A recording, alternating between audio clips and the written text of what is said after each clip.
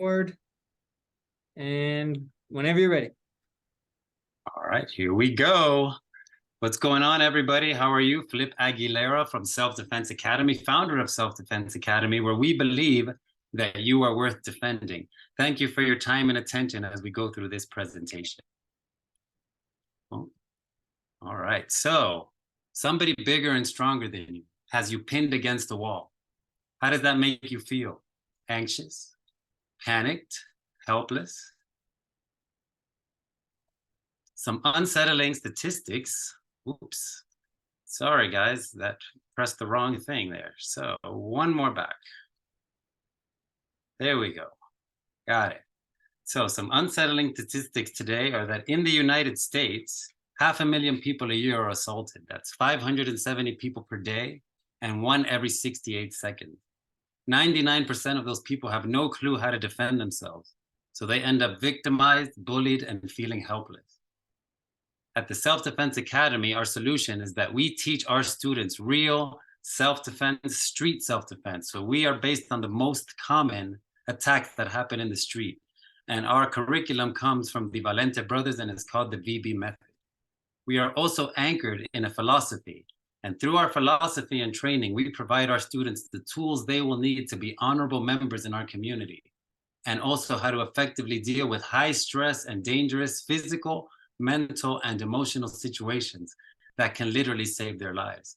So as they continue to get better, they are able to make high stress decisions under questionable circumstances. And that is a skill that not only is good for their lives, but is also good for our community. I'd love for you guys to ask me more about the philosophy when we get to the end.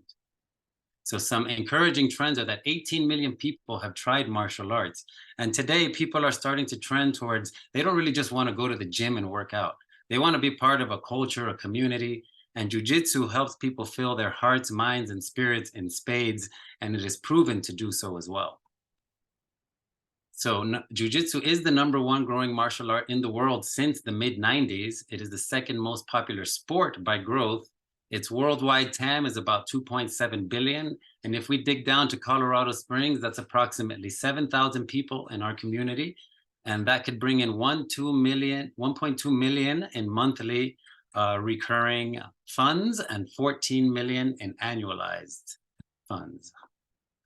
So our offerings are, we have complimentary first class to anybody who comes. If you buy your kimono, you can get your first class for $7.53, which harkens back to our philosophy. We also have our adult program, which again is based on those most common street attacks and how to get out of them safely and return home in one piece. We also have our youth program where we teach our kids how to use their voices against, again, very intense situation, against bullies, against situations that you don't want to be in, but they need to learn how to speak up so they can learn how to defend themselves. We also do seminars with corporations. We've had several real estate offices come to us to have them help teach specifically their female people how to protect themselves in situations they might find themselves in. And also bartenders, you'd be surprised. Bartenders need to know how to defend themselves as well. We also do field trips to try to come to connect with our samurai roots. So we like to do things like horseback riding, swimming, things that the samurai used to think were very essential in being able to operate in the world. And we also do an event called Sushi Sake Self-Defense that the community has completely fallen in love with. We've had people over the ages of 65 come and be like, I didn't think I could do this until you showed me that I can so do this. So we are doing awesome things like that for ourselves in the community. Our primary customer are women, 24 to 44, upper middle class. They love to wear their Lululemon, eat and drink healthy. They have kids, so that makes them the family decision maker. And before we get a little deeper, I want to give you just the distinction between what we're doing and what a sport is. So we do self-defense. On the left, you have self-defense situations, and on the right, you have sport situations. The people in the sports have to operate under a certain set of rules and guidelines. So that makes them specialists because they have to specialize within those rules and guidelines. The biggest distinction between that and the people on the left in the self-defense situation is that in self-defense, there are no rules and guidelines. There's no referee to stop somebody kicking you in the head, to stop somebody stabbing you. So you need to be more of a generalist because you don't know if you're going to have to strike, throw, wrestle, grapple. So we need to know how to do it all because, again, most of our situations happen under surprise. It's a surprise attack. It's not two athletes that have been training to actually fight each other. Because ultimately, once you're in a high stress situation, you do what you train. So let's talk about our team here. On the left, we have the Next Us, which is the facility that has allowed us to begin. And we are very proud and happy to have the director of the Next Us and her whole family as part of our student body. We have me in the middle. I'm Aguilera. I have 15 years of holistic health coaching and movement experience. I've trained A-list actors and actresses, musicians, athletes. I've been all over helping people optimize their health and wellness. In the middle, we have Samantha Sargent, who is my partner with that beautiful sidekick. And she's in charge of the youth program and is also in charge of our admin and keeping everything in order. And in the bottom, we have a few pictures, or we have a picture of our students. And these are our volunteer student staff who we are looking to hire as actual employees as we continue to grow. And we're just so happy that they see the value in what we're doing and that they already want to work for us, even for free. So we're going to be happy to hire them when it's time. On the right, you have a picture on the bottom of the Valente brothers and their father, who's Grandmaster Pedro Valente, who is no longer with us, but he left us with this beautiful quote that says, "The secret of jiu-jitsu is in its philosophy." And then on top, in the black and white picture, we have Grandmaster Elio Gracie, who is also passed on, but the Valente brothers learned for many decades under his wisdom and encouragement. So we come from a very amazing lineage. And actually every Monday we get together with the Valente brothers study group leaders, and we have an hour meeting on how to teach our techniques better and how to teach our philosophy better. So we're constantly trying to evolve and get better. I would like to read one of our quotes from one of our students that have left us a 5-star Google review already. And we have Ruth at the bottom. Quotes, "I have found the ability to feel confident in traveling by myself and walking around unknown cities by myself because of the teaching from this academy. You walk away feeling like family and you are given the love of one also. This academy has been a blessing, teaching me this method of jiu-jitsu." And again, that's one of our students, Ruth, who we're very grateful to have. So what we're doing to scale our business is, again, really anchoring into our Valente Brothers method, so that we can grow those monthly memberships. It's $175 per month for adults, $99 for the youth. We're also cultivating our relationships with the city of Colorado Springs and the C3 Creative through My Healthy You. And My Healthy You has actually made us their exclusive self-defense academy that they recommend to all their corporate businesses. Since February, when we first opened, we've grown from 22 students to 63, which is approximately a 200% growth. And our current financials are, if you start from February when we began to today, we were bringing in an average of $980 per month and spending $762, which leaves us a profit margin of $218 and growing a little bit more every month. Our current breakdown of that $762 means that we need 5 students to cover our break-even point. And of course, the more students we get, the more staff we're going to need, the more people we're going to hire, which is going to bring a more positive impact to our economic community right here in Colorado Springs. In 2024, our goal is to grow to 100 plus paying students, which will bring in $200,000 per year to the school and begin to save and leverage towards a freestanding building. In 2025, we would like to grow to 250 and more students, which will now then bring $500,000 per year to the school. And we would like to do quarterly seminars, bringing some of jiu-jitsu's biggest names to Colorado Springs so that we can continue to grow and make that an income stream as well. In 2026, we want to have 500 plus students, start growing throughout our region, having more schools, and begin to find that flagship location.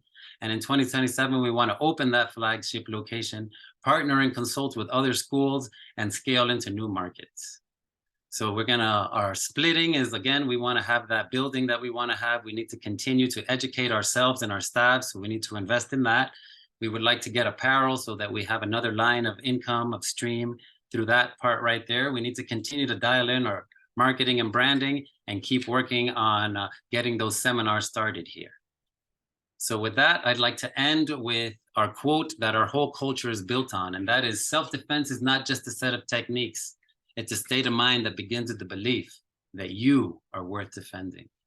Thank you very much for your time and attention. And as they say in Japan, arigato. Great job, Flip. 10 minutes and 3 seconds. So just on time. That was perfect. I shouldn't have taken that breath. Yeah, come on, no breathing while you're presenting. But all right, judges, if we want to go ahead and open it up to the Q&A, and Flip, if you wouldn't mind stopping the screen share, we will go ahead with I'm gonna let Samantha in on the question and answer part, since Shorter. Yeah, so go ahead. Thank you very much for the presentation. Really appreciated your passion and your, what you bring to this as something that you've been doing for 15 years. It definitely comes through. In terms of the scaling and the competition, I have to imagine that you're not the first jiu-jitsu studio in Colorado Springs. So can you talk about what competitors are out there, how you're different, and then how you see potentially scaling this beyond Colorado Springs into other Colorado regions, and then potentially, nationally? That's a fantastic question that I'm glad you asked, because it's crazy to think, but we are actually probably the only school in all of Colorado Springs that focuses exclusively on self-defense. Okay. Most other schools, because of the popularity of UFC and MMA, teach the sport of Brazilian Jiu-Jitsu. So the reason that I even started teaching Jiu-Jitsu, I had no inclination to ever do this. But when I moved here, I went to 8 different schools and realized that all of them were teaching BJJ, the sport. And when in Miami, where I lived, they only taught self-defense. And they also had that philosophical aspect that they were very anchored into. And I didn't find that at all when I got here. So when I went back to Miami to my professors, I was like, what am I going to do? I don't know what to do. Nobody teaches like you guys. Nobody cares about self-defense. They just want to get into competition. And these guys, the Valente brothers, who the whole jiu-jitsu world knows, they're royalty in the jiu-jitsu world, looked at me in the face and they were like, why don't you start it? And that's how I got into that. So another addition to that, I'll pass back over to Flip. One thing that's unique about our school, most martial arts school owners do it because they are passionate about it, but they have a 9-to-5. Both Flip and I, so we have 2 owners dedicated to the schedule of jiu-jitsu. This is our first career. And then we have some other side things that we're very passionate about. And then long-term, since we are part of the Valente Brothers Worldwide Network, a lot of them want to scale to the point where they can quit their 9-to-5. And Flip has plans in place to support them both with travel and then through myself with the clerical piece to train their employees and things like that as well. Thank you. Appreciate that. Thank you. Thank you for your question. Ashley, it looked like you had one. I do. So I was curious, you mentioned your target customer being that 24 to 45-year-old female. I'd love to hear a little bit about, it sounds like you also have maybe a second demographic, which is these corporate trainings or professional trainings. What does that target customer look like if they're different? And also, what's the kind of the potential there? Is it a similar price point and kind of revenue potential, or is it look a little bit different? And how do you think about that in your growth plan? Thank you for your question. So as for our demographic being mostly women, I didn't plan for that either. But as of right now, 95% of our students are women in that demographic. So just so that you know what jiu-jitsu means the gentle art, right? So I could be like, why don't I have more men? Or I could go with the flow of jiu-jitsu and say, I'm obviously providing value to this demographic. How can I give them even more value?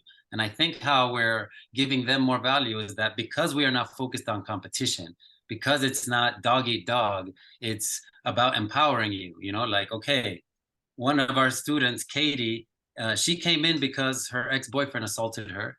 And it just so happened that on that day, I was teaching the thing that her ex-boyfriend assaulted her with. And she needed a moment to gather herself as we were getting into it. But after she learned the move and learned how easy it was to never have that happen to her again. It's just beautiful to see people just turn into courageous people right in front of your face. So that's the first part of your question. Please remind me the second part.